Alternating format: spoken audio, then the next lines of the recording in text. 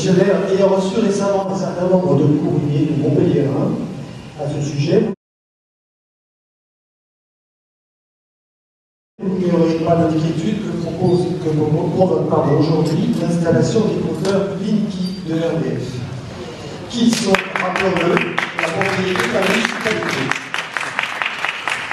Si cette inquiétude semble grandir dans notre pays, à en juger par la lettre envoyée le 29 mars au Premier ministre par l'Association des maires de France, notre ville est en première ligne, car les installations y sont déjà en cours.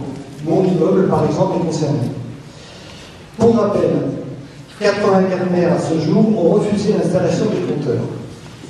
Si c'est sans risque, pourquoi?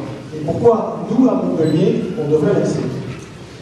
En 2014, au Canada, 105 000 compteurs intelligents ont été retirés suite à 8 incendies provoqués par ces compteurs. Dans le Midi Libre du 4 avril, tout récemment, le responsable de RDF en Hérault parlait de risques sanitaires liés aux ondes électromagnétiques engendrées par le Linky.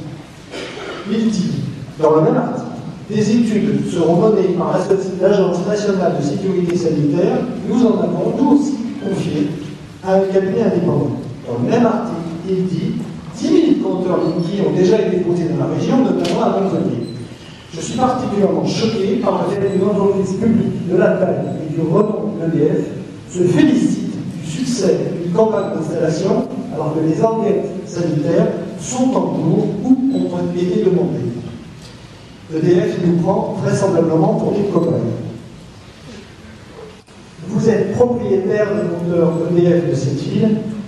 Monsieur le maire, pourriez-vous organiser, s'il vous plaît, vous faire organiser par vos services une réunion de concertation à ce sujet, car il s'agit peut-être d'une incertitude à ce niveau-là, d'un danger d'ordre public national. Merci.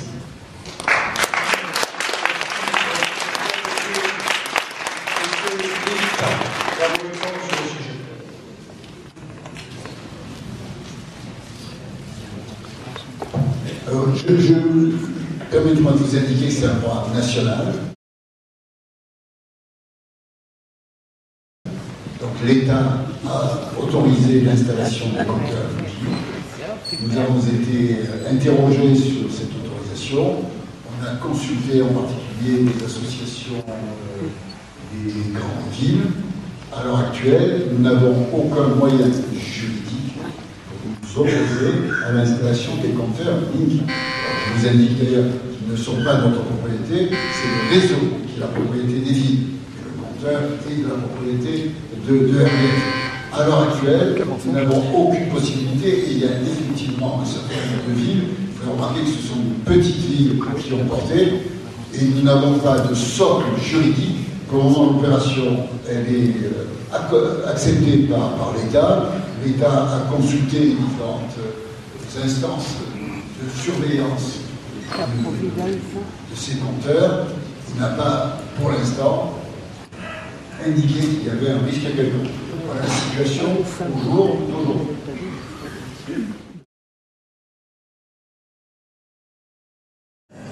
Bonsoir, monsieur le maire. Bonsoir à tous. Voilà, je vais vous parler des compteurs. Alors, vous êtes peut-être pas au courant. L'EDF va remplacer tous nos compteurs électriques dans les 5 à 10 ans à venir. Et va aussi à terme remplacer tous nos compteurs pour le gaz, l'eau chaude et l'eau froide. Donc on va avoir à terme, normalement, si on ne fait rien, 4 compteurs communicants chez nous. Le problème de ces compteurs, c'est qu'ils injectent du CPL, c'est-à-dire du courant porteur en ligne, dans le réseau électrique domestique. Et ça va faire que chaque câble de votre réseau électrique va prélever du courant électromagnétique jusqu'à 5 volts par mètre, par exemple sur une antenne telle. Et le problème, c'est que ça va faire exploser le taux de cancer et de leucémie, d'AVC. Donc vous savez que ces compteurs qui ont été refusés par l'Allemagne et la Belgique, ils sont en train d'être en cours de démontage en Californie. Et au Canada, l'an dernier, il y a 2 ans, il y a 105 000 compteurs qui ont été démontés pour cause d'incendie et de leucémie il y a quelques mois d'installation. Donc il y a 95 communes en France qui ont refusé l'installation de ces compteurs. Donc elles ont la possibilité et le droit, parce qu'elles sont souveraines chez elles, pour essentiellement des causes de santé, de sécurité publique, et parce que aussi c'est une question aussi d'intrusion dans la vie dans la vie privée, parce que ces compteurs sont disant communicants et intelligents, parce qu'ils savent quels appareils sont accrochés. Donc je vous demande instamment d'organiser une réunion pour vous rencontrer, parce que c'est un problème extrêmement grave. Vous savez que ça va faire passer l'amiante pour un problème extrêmement mineur. L'amiante, vous savez qu'il a fallu 8 ans pour que l'État français soit condamné pour 40 centimes en prévention des risques, après moult interventions des ministres qui nous ont ridiculisé en disant qu'il y avait une paranoïa collective. Et donc le Doki, on va tout droit dans ce sens, avec une gravité extrêmement plus importante. Donc je vous demande vraiment quelque chose. Actuellement, il y a une opération de 50 médecins et professionnels de la santé qui demandent la reconnaissance de l'électro-hypersensibilité comme une maladie, et qui demande à ce qu'on abaisse le seuil de pollution électromagnétique en France. Si on laisse faire les installations de ces compteurs, il va y avoir 730 000 relais et antennes radio supplémentaires en France. Et donc, en tant que professeur d'ECOM, s'attend à ce que d'ici 15 ans, il y ait une explosion des leucémies, des cancers, des tumeurs au cerveau et des AVC, particulièrement chez les jeunes et les personnes âgées.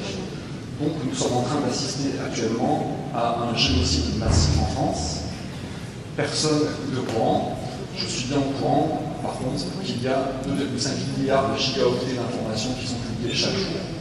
Donc je ne peux pas vous en vouloir de ne pas être au courant, monsieur. Donc je vous demande instamment d'organiser une réunion publique. Parce que quelque part, nous tous, nous sommes vous aussi des administrés et des citoyens. Nous vous donnons notre argent et nos impôts pour que vous vous occupiez de notre ville, de nos installations et que vous preniez soin de nos enfants. Donc je vous demande en retour de nous faire confiance et de bien comprendre qu'il y a une crise extrêmement grave pour la santé et que ça va prendre 5 à 10 ans ou 20 ans avant de pouvoir le constater. Les dégâts seront là. Je pense que l'amiante, ça suffit, le sang contaminé, ça suffit. Il faudrait faire quelque chose maintenant.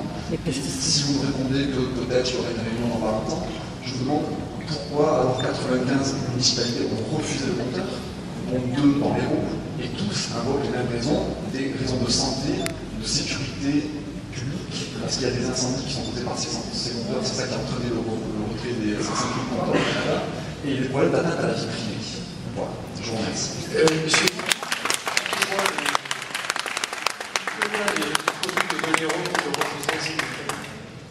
je crois que c'est Symbosil de la Sylve. Enfin, c'est un maire communiste et un maire socialiste en fait. Vous trouvez ça très bien sur internet. Je vous ai envoyé. Non, mais moi, c'est pas la couleur des maires qui m'importe. Non, mais c'est le nombre de citoyens. Alors, comme c'est des petites communes, donc ils sont très. Voilà. Ils sont effectivement très proches de leurs administrés. C'est pour ça qu'il y a une communication vraiment directe entre les gens qui sont au courant et les décisionnaires. Il n'y a pas que ça. Il y a aussi que sur les 95 communes auxquelles vous faites allusion, ce sont pratiquement que des petites communes. Et alors, en Montpellier, on peut pas. Il y a Varennes, et alors, moi, ça me tue. Et alors, encore des corps. Je vous conseille de commencer, il y a des articles dans l'Humanité, il y a 4 sites internet qui Montpellier, on peut rien faire. La santé est la même, hein, qu'on soit dans une petite commune. Oui, alors, bon, c'est vrai que là, on touche à une question qui est une question nationale. Et aujourd'hui, on a, au niveau de nos associations nationales techniques et d'élus, France Urbaine, pour ce qui concerne les grandes villes et les métropoles, interroger les experts de nos organisations. Et les réponses qu'on a à ce jour, mais je sais qu'elles ne vont pas vous satisfaire, c'est que les experts qui ont été mandatés pour examiner... Comme pour les OGM. Comme pour les OGM. Pas révélé à ce jour de risques particulièrement bien sûr. avérés. C'est des experts indépendants, bien sûr. Oui, tout à fait. Et donc, les OGM. Non, Les rien compteurs, n'est dangereux. je vous rapporte ce qui est discuté au niveau national. Oui, et C'est pour ça que je vais vous rencontrer pour rapporter d'autres informations. Donc, les compteurs qui sont proposés, ce ne sont pas de même nature que ceux qui ont été installés en Allemagne ou aux États-Unis. Donc, il y a un contrôle qui est fait au niveau national, et donc les autorisations sont données au niveau national et pas au niveau local. Deuxième élément, les compteurs sont... C'est faux, je suis désolé, monsieur, c'est faux. Oui, mais vous, écoutez, moi je vous dis ce que les instances nationales nous renvoient. Voilà. Alors vous pouvez ne pas être d'accord avec ce que je vous dis. Après, c'est une confrontation d'experts. Et moi, je ne suis pas expert en matière de compteurs. Donc, je me fie aux autorités nationales qui ont expertisé... Comme l'amiante, comme les pesticides et compagnie. Allez, Le nuage de Tchernobyl.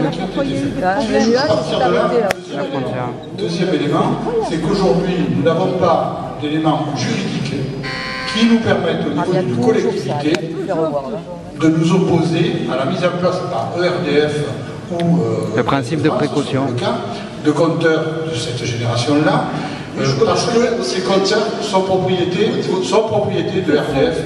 Et la commune.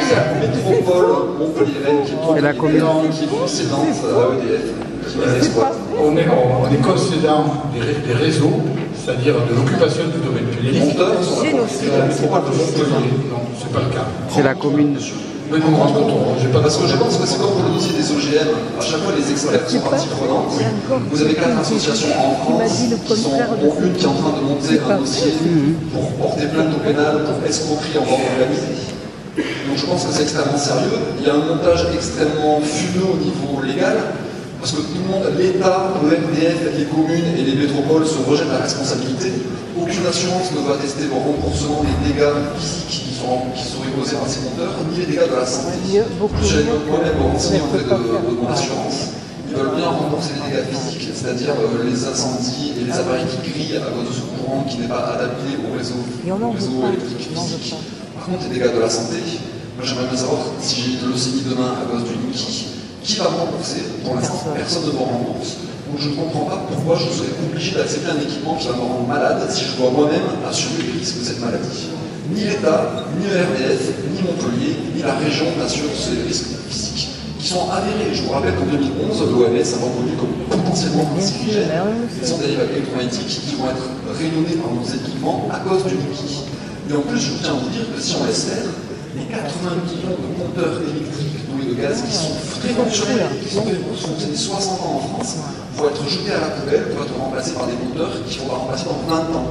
Parce que ces compteurs ne sont pas juste des petites moulinettes qui comptent l'électricité qui passe, ce sont des vrais ordinateurs et ils fonctionnent comme des routeurs entre eux. Ils font un relais tous les 300 mètres du signal CDL et ensuite ils arrivent à un concentrateur qui communique par GPRS pour la centrale EDF. Et en plus, ce signal peut être piraté par des hackers, comme c'est fait en 3 minutes sur des relais Wi-Fi. Ils pourront savoir qui c'est qu'il y a chez vous. Et le but du jeu, comme le fera EDF, c'est qu'ils pourront arrêter ou allumer des équipements chez vous. Donc au niveau de la santé, au niveau de la sécurité, au niveau de la vie privée, c'est un scandale. Et quand vous voyez M. Bernard Lassus, qui est responsable du projet Niki au niveau d'EDF, il a vendu comme un arracheur de dents et avec l'aplomb d'un Jérôme Cahuzac à la télé devant tout le monde, en disant que ces compteurs ne pouvaient pas savoir quels étaient les appareils qui étaient en marche chez eux.